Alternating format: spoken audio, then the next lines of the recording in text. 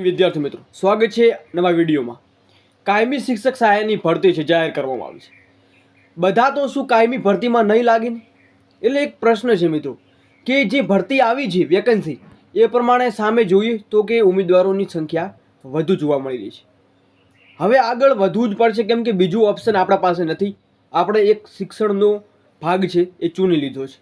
શું ભરતીના સમાચાર છે મિત્રો, વિગતવાર માહિતી મેળવો. મહત્વનું અપડેટ છે. વિગતવાર માહિતી માટે વિડીયો છે અંત સુધી નિહાળો અને નવા આવેલા છો ચેનલને જરૂરથી સબસ્ક્રાઈબ કરો કેમ કે આવી જ માહિતી છે એ તમને આપણી ચેનલ થ્રુ તમને જોવા મળી જશે. તો શું અપડેટ છે આપણે વિગતવાર માહિતી મેળવીએ જે તમને સ્ક્રીન ઉપર જોવા મળી રહ્યું છે. જેમાં શિક્ષણ સહાયકને મિત્રો કાયમી રીતે ભરતી છે આવી છે.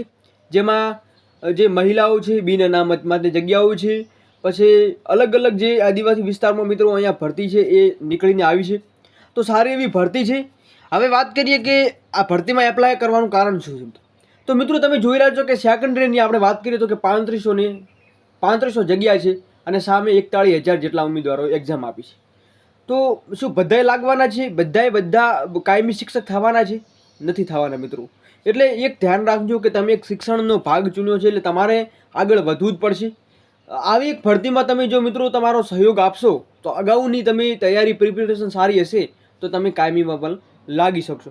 બાકી પીપેરા વિભાગ યુવા શક્તિ મંડળ પીપેરા જે ધાનપુર જિલ્લો દાહોદ પિનકોડ નંબર આપેલો છે ત્યાં મિત્રો તમારા આશ્રમ શાળામાં ફરજિયાત સ્થળે ફરજિયાત રહેવાનું રહે છે.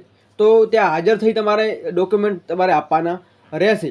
આની જે સંપૂર્ણ માહિતી છે આપણે ટેલિગ્રામમાં મૂકશો એટલે જરૂરથી એવું વિચારીને ચાલજો કે આપણે અગાઉ કાયમી ભરતીમાં લાગવાના છીએ. આ ભરતીમાં આપણા થોડા ચાન્સ ઓછા છે. તો મળીએ નેક્સ્ટ વિડીયોમાં નવી અપડેટ સાથે. જય હિન્દ, જય ભારત.